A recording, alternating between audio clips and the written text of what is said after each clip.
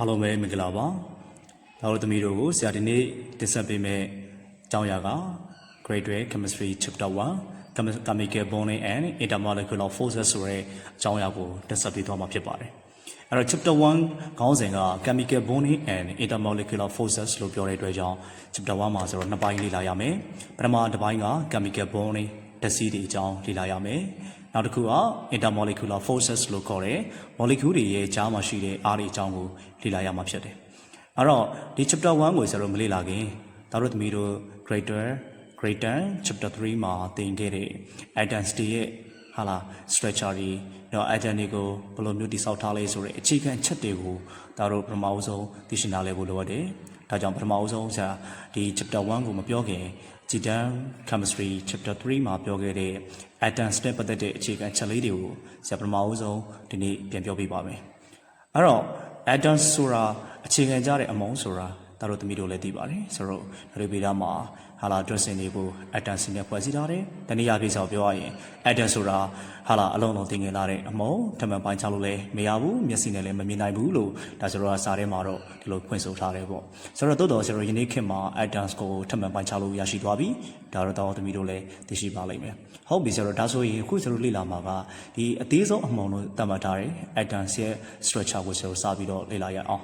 atoms လို့ပြောတဲ့အခါမှာဆိုတော့သူ့မှာအခြေခံကြတဲ့အမုန်း၃မျိုးပါတယ်ဆိုတာဒါတို့သမီးတို့အားလုံးသိပြီးသားဖြစ်ပါလိမ့်မယ်ဒါကိုဆိုတော့ဘာလို့ခေါ်လဲဆိုတော့ fundamental particles လို့ခေါ်ပါတယ်ဟုတ်ပြီနော်ဆိုတော့တနည်းအားဖြင့်ဆိုတော့ self atomic particle လို့လည်းခေါ်တယ်ပေါ့ဒါဆို atoms တစ်ခုမှာပါဝင်တဲ့အခြေခံကြတဲ့အမုန်း၃မျိုးကဘာတွေလဲလို့ဆိုတော့ပြောရင် proton neutron electron လို့ခေါ်ပါတယ်ဟုတ်ပြီအဲ့ဒီမှာဆိုတော့အခြေခံကြတဲ့အမုန်းလေးနဲ့ပတ်သက်ပြီးဆိုတော့သိရမယ့်အရာတစ်ခုရှိတယ်အဲ့ဒါက charge နဲ့ mass ပေါ့ okay ဒါဆိုတော့ proton ရဲ့ charge ကဘာ charge ဆောင်လဲ positive charge ဆောင်တယ်neutron က neutral ဆိုတာဘာ charge မှမဆောင်ဘူးပေါ့နော် electron ကကျတော့ negative charge ဆောင်တယ်ဒါတော့သူမျိုးသိပြီးသားပါနောက်တစ်ခုဆိုတော့ဒါကတော့ atomic mass လို့ခေါ်တာပေါ့နော်ဆိုတော့ atom ရဲ့အလေးချိန်လေးတွေဆိုတော့ဆက်ပြီးတော့ပြောတဲ့အခါမှာ proton ရဲ့ဆိုတော့တစ်လုံးရဲ့အလေးချိန်က1 AMU neutron တစ်လုံးရဲ့အလေးချိန်ကလည်း1 AMU electron တစ်လုံးရဲ့အလေးချိန်က1/1837 AMU ရှိတယ်ဆိုတော့ဒီထဲမှာဆိုတော့ဟုတ်ပြီ AMU ဆိုတဲ့ unit အကြောင်းလေးနည်းလေးပြောရအောင် AMU ရဲ့အရှိကဆိုတော့ atomic mass unit လို့ခေါ်တယ်ဘာလို့ဆိုတော့ဒီနေရာမှာအတန်လေးအလေးချိန်ကိုဆိုတော့ပြောတဲ့အခါမှာ gram တို့ kilogram တို့မသုံးသလဲဒါသိရမယ်ဆိုတော့ gram တို့ kilogram တို့ဆိုတော့ unit အကြီးလို့ပြောလို့ရတာပေါ့နော်ဆိုတော့ atom ဆိုတာကကျွန်တော်ခုနကပြောခဲ့တယ်ဆိုတော့တာမန်မျက်စိနဲ့တော့မမြင်နိုင်ဘူးအလုံးလုံးသေးငယ်လာတဲ့အမောင်းဆိုတော့သူ့ရဲ့အလေးချိန်လို့ဆိုတော့ gram kilogram နဲ့တော့ပြောမယ်ဆိုလို့ရှိရင်အလေးချိန်ပမာဏတွေကတသမတွေနဲ့ဆိုတော့ပြတဲ့အခါမှာအရင်ကိုရှုပ်ရှက်ခတ်သွားလိမ့်မယ်ဒါကြောင့်ဆိုတော့ဒီ atoms မှာရှိတဲ့အခြေခံကြတဲ့အမောင်းတွေအလေးချိန်ကိုပြောဖို့အတွက်ဆိုတော့ဒီမှာ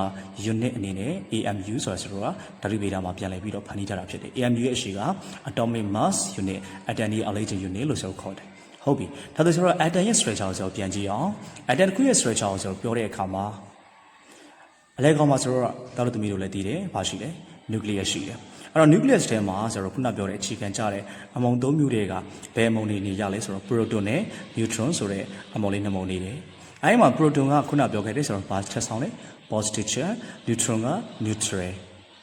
ဆိုတော့ positive charge ဆောင်တဲ့ proton နဲ့ဘာ charge မှမဆောင်တဲ့ neutron နဲ့ပေါင်းပြီးတဲ့အခါမှာအဲ့ဒီ nucleus ကြီးကအတရင်အားဖြင့်ဘာ charge ဆောင်သွားလဲဆိုတော့ positive charge ဆောင်သွားတယ်ဟုတ်ပြီအဲ့ဒီအတန်ရဲ့အလဲကောင်မှာရှိတဲ့ nucleus ကိုပြင်ပမှာဆိုတော့ဘယ်သူတွေကဝန်းရံနေကြလဲဆိုတော့ electron တွေကပတ်လန်းတွေအနေနဲ့ဝန်းရံနေကြတယ်ဒါ electron တွေပေါ့နော်အဲ့ဒါ electron တွေက nucleus ရဲ့အပြင်ဘက်မှာပတ်လန်းတွေအနေနဲ့ဝန်းရံနေကြတယ်ဥပမာပေးရရင်တော့ဆိုတော့ဘာလဲသွားသူလဲဆိုတော့ neo ဆိုတော့ဂျိုတွေကလက်ပတ်နေတယ်လို့မျိုးပဲပေါ့နော်ဆိုတော့အဲ့တော့ nucleus ကို electron တွေကသူတို့ရဲ့ပတ်လန်းပေါ်မှာလက်ပတ်နေကြတယ်ဆိုပြီးတော့ဒါလေ့လာခဲ့ရတယ်ပေါ့ဒါသမီးတို့ဒါတို့G10 chapter 3မှာလေ့လာခဲ့ရပြီးသွားပြီပေါ့နော်။ Okay ဒါဆိုတော့သိရမှာချက်က atoms တွေအလဲကောင်မှာ nucleus ရှိတယ် nucleus ထဲမှာ proton နဲ့ neutron ရှိတယ်။အဲ့တော့ nucleus ကဘာချက်ဆောင်လဲ positive charge ဆောင်တယ်။အဲ့ nucleus ကိုဘယ်သူတွေကဝန်းရံနေလဲ electron တွေကဝန်းရံနေတယ်။ဆိုတော့ electron ကဘာချက်ဆောင်လဲဆိုတော့ negative charge ဆောင်တယ်။ဒါကြောင့်ခုနကပြောခဲ့တာပေါ့နော်။ဆိုတော့ positive charge nucleus က positive charge ဆောင်တယ်။သူ့ကိုဝန်းရံနေတဲ့ electron တွေက negative charge ဆောင်တဲ့အတွက်ကြောင့်အဲ့ဒီ positive charge နဲ့ negative charge ကြားမှာမျိုးမတူတဲ့အတွက်ကြောင့်ဘာတွေဖြစ်လာလဲဆိုတော့ဆွဲအားတွေဖြစ်ပေါ်လာတယ်။အဲ့ဒီဆွဲအားတွေကြောင့်ပဲ atom တစ်ခုကဆိုဘာဖြစ်နေလဲဆိုတော့ stable တည်မြဲနေရခြင်းဖြစ်တယ်ပေါ့နော်။ဒါကိုဆိုတော့ပထမဆုံးအနေနဲ့သိရှိထားဖို့လိုအပ်တယ်။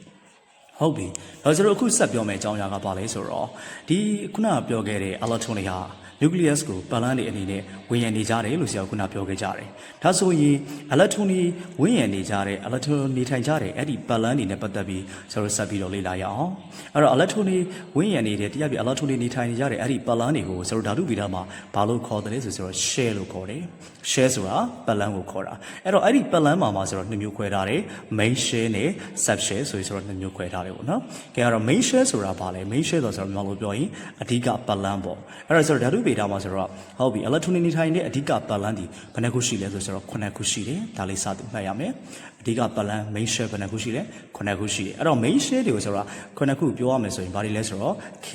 L M N O P N Q ဆိုပြီးဆိုတော့ main shell စုစုပေါင်း9ခုရှိလဲဆိုတော့9ခုရှိတယ်အဲ့ဒီ main shell 9ခုမှာတို့သမီးတို့အနေနဲ့ကြည်တွဲမှာလေ့လာရမယ် main shell က4ခုလောက်ပဲလေ့လာရမှာဖြစ်တယ်ဆိုတော့အခုဒီမှာဆိုတော့ပြပေးထားလိုက်မယ်ဆိုတော့ဒီမှာကြည့်အောင်ဇာတ်ကွက်လေးကိုအဲ့တော့ဆရာတို့ဒီမှာဇာတ်ကွက်မှာပထမဆုံးအပေါ်မှာ shell number ရှိတယ်နောက်မှာ main shell ရှိတယ်နောက်က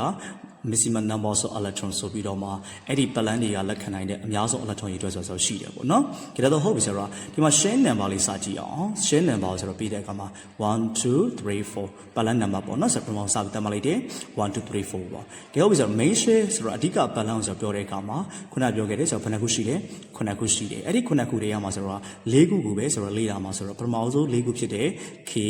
L M N ဆိုတော့ဒီမှာ main shell 4ခုဆိုတော့ရေးလိုက်ပြီပေါ့နော်ဒါဆိုတော့ပတ်လန်းနံပါတ်က1ပတ်လန်းနံပါတ်1ဆိုရင် K ချာပေါ့နော်ဆိုတော့ K ကပတ်လန်းနံပါတ်1 L ကပတ်လန်းနံပါတ်2 M ကပတ်လန်းနံပါတ်3 N ကပတ်လန်းနံပါတ်4ပေါ့ဆိုတော့ဒီလိုလေးဆိုတော့တတ်မှတ်ထားတယ်ဟုတ်ပြီအဲ့ဒီ shell လို့ခေါ်တဲ့ပတ်လန်းဒီပုံမှာဘယ်သူတွေနေထိုင်ကြတယ်လဲဆိုတော့ electron တွေကနေထိုင်ကြတယ်ပေါ့နော်ဒါကြောင့်ပြောခဲ့တယ်အဲ့တော့ဒါဆိုတော့ဒီပတ်လန်းဒီပုံမှာနေထိုင်နိုင်တဲ့ electron တွေရဲ့အများဆုံးနေထိုင်နိုင်တဲ့ electron ရေတွက်ဆိုရှိတယ်ဆိုတော့ဒီဘောကဟိုမှာဂရင်နေမှာဥပမာဆိုတယောက်ရဲ့ဂရင်ရှိတယ်နှစ်ယောက်ရဲ့ဂရင်ရှိတယ်ဟုတ်လားကျွန်တော်မိသားစုလိုက်အဲ့လိုရတဲ့ဂရင်တွေရှိတယ်အဲ့ဒါလိုမျိုးပေါ့ဆိုတော့ပတ်လန်းနေမှာလည်းပဲဆိုတော့ဟုတ်လားဒီပတ်လန်းတစ်ခုမှာလက်ထုံဘယ်နှလုံးထိအများဆုံးနေနိုင်တယ်လဲဆိုတာကိုဆိုတော့သိထားဖို့လိုအပ်တယ်ပေါ့နော်အဲ့တော့ပထမဆုံးဆိုတော့ K main shell မှာအလက်ထုံအများဆုံးဘယ်လောက်ထိနေနိုင်လဲဒါကိုသိဖို့အတွက်ဆိုတော့ဒီ formula လေးဆိုသိရမယ်ဒီ formula ကဘာလဲဆိုတော့ 2n square လေ 2n square ဆိုတော့ n နေရာမှာဆိုတော့ဘာကိုစားထည့်မှာလဲဆိုတော့ခုနပြောတဲ့ shell number လို့ခေါ်တယ်ပတ်လန်း number ကိုဆိုတော့ထည့်ပြီးလေ့လာမှာဆိုတော့ shell number ကိုဆိုတော့ n လို့သတ်မှတ်တာပေါ့ဥပမာဆိုတော့ k ဆိုတဲ့ main shell မှာအလက်ထုံအများဆုံးဘယ်နှလုံးနေနိုင်တယ်လဲဆိုတာသိချင်တယ်ဆိုလို့ရှိရင်လေဆိုတော့ k ရဲ့ shell number ဒီဘယ်လောက်လဲ1ဒါဆို n နေရာမှာ1ထည့်လိုက်တော့တစ်နဲ့ထက်ကဒါဆို1နဲ့2နဲ့မြောက်တော့နဲ့ဒါဆိုတော့ K ဆိုတဲ့ main shell မှာအဲ့ဒါအများဆုံးဘယ်နှလုံးနေနိုင်လဲနှလုံးနေနိုင်တယ်ဒါဆိုနောက်ခုဆိုတော့ L ဆိုတဲ့ shell မှာရောအဲ့ဒါအများဆုံးဘယ်နှလုံးထိနေနိုင်တယ်လဲဒါဆိုတော့ဆက်ပြီးလေ့လာရအောင်အဲ့တော့ L ရဲ့ shell number က2အဲ့တော့ n နေရာမှာ2ထည့်တော့2နဲ့ထက်က4 4နဲ့4 8ဒါဆိုတော့ L မှာအဲ့ဒါအများဆုံး8လုံးထိနေနိုင်တယ်ဒါဆိုနောက်တစ်ခု M ဆိုတဲ့ main shell မှာရောဘယ်နှလုံးနေနိုင်လဲဆိုတော့ M ရဲ့ shell number က3ဆိုတော့ n နေရာမှာ3ဆိုတော့3နဲ့ထက်က9နဲ့18လုံးနေနိုင်တယ်နောက်ဆုံး n ပေါ့ n မှာဆိုတော့ n shell number က4 shell number 4ဆိုတော့ n နေရာ4ထည့်တယ်4နဲ့ထက်က16နဲ့32ဒါကြောင့်ဆိုတော့ sorry M ဆိုတဲ့ main shell မှာ electron ဘယ်နှလုံးနေနိုင်လဲ32လုံးနေနိုင်တယ်ဒါဆိုတော့4ခုဆိုတော့ပြောတာပေါ့လေကျန်တဲ့ဆိုတော့ပတ်လန်းတွေအတွက်ဆက်ပြီးသိကျင်တယ်ဆိုလဲအဲ့တိုင်းပဲဆိုတော့ဆက်ပြီးတော့ထည့်သွားလို့ရတယ်ပေါ့နော်ဒါတော့ဟုတ်ပြီဆိုတော့အဲ့ဒါလေးဆိုတော့ပုံလေးနဲ့ကြည့်အောင်ဆိုတော့ခုနကတော့ပြောခဲ့တယ်ဆိုတော့ atom state အလဲကောင်မှာပါရှိတယ် nucleus ရှိတယ်ကဲ nucleus ရဲ့ကက်လျက်ပထမဆုံးပတ်လန်းကိုဆိုတော့ပတ်လန်း number 1လို့သတ်မှတ်တယ်ပြီးဒုတိယပတ်လန်းကို2ဒုတိယပတ်လန်းက3ဆိုတော့ပတ်လန်းကို4လို့ဆိုတော့သတ်မှတ်လိုက်ဒါဆိုအဲ့တော့ nucleus နဲ့အနီးဆုံးကဘာ shell လဲမြင်ရင် K shell ပေါ့ K ပြီးတော့ L ပြီးတော့ M ပြီးတော့မှ N K L M M ဆိုတော့အစင်လိုက်သွားတယ်ဒါဆိုတော့ nucleus နဲ့အနီးဆုံး shell ဒီဘာလို့လဲဆိုရင် K shell ပေါ့ဒါဆိုတော့မှတ်ရမယ့်ချက်ကလေဒီဘာပြောလဲဆိုတော့ဒီနေရာမှာ nucleus နဲ့နီးတဲ့ပတ်လန်းတွေဟာဆိုတော့ energy စွမ်းအင်အားဖြင့်ဘာဖြစ်လဲဆိုရင်နေတယ်ဆိုတာနားလည်ရမယ် nucleus နဲ့နီးတဲ့ပတ်လန်းတွေဟာစွမ်းအင်အားဖြင့်နေတယ် nucleus နဲ့ဝေးတဲ့ပတ်လန်းတွေဟာစွမ်းအင်အားဖြင့်ဘာဖြစ်လဲမြင့်တယ်ဒါကိုဆိုတော့စပြီးတော့တတ်မှတ်ရနားလည်ရမယ်ပေါ့နော်ဒါကြောင့်ဆိုဒီမှာအောက်မှာရေးထားတယ် the shell nearest to the nucleus လေအဲ့တော့ nucleus နဲ့အနီးဆုံးပတ်လန်းဟာ is the lowest in energy စွမ်းအင်အားဖြင့်ဆိုပါဖြစ်ဆုံးလေအနိမ့်ဆုံးဆိုတာမှတ်ရမယ်ဒါဆိုရင် nucleus နဲ့အနီးဆုံး shell ဟာစွမ်းအင်အားဖြင့်အနိမ့်ဆုံးဆိုတော့ nucleus နဲ့အနီးဆုံး shell ကဘာလို့လဲ K shell ဒါကြောင့်ဆိုတော့မှတ်ရမယ်ချက်က ချက်ကဒီဆိုတော့ main share တွေထဲမှာ K share ဟာ is the lowest energy main share လေစွမ်းရည်အနေဆုံးအဓိကပါလန်ဖြစ်တယ်ဒါဆိုတော့မှတ်ရမယ်အဲ့တော့ main share ဘယ်နှခုရှိလဲစုစုပေါင်း9ခုရှိတယ်အဲ့ဒီ9ခုထဲမှာ nucleus နဲ့အနီးဆုံး share ကဘာတူလဲ K share nucleus နဲ့အနီးဆုံးဒီစွမ်းရည်အနေဆုံးလို့ပြောတဲ့အတွက်ကြောင့်ဒီ main share တွေအားလုံးထဲမှာစွမ်းရည်အနေဆုံးဒီဘာတူလဲ K share ဆိုတော့စပြီးတော့နားလည်ထားဖို့လိုအပ်ပါတယ်ဒါဆိုတော့ main share နဲ့ပတ်သက်ပြီးတော့ပြောခဲ့တာပါနော်နောက်တစ်ဆက်တော့ session နဲ့ပတ်သက်တဲ့အကြောင်းအရာလေးနောက်ထပ်ဗီဒီယိုမှာဆက်ပြီးတော့တင်ဆက်ပေးသွားပါမယ်ဒီနေ့ကတော့ဒီလောက်ပါပဲ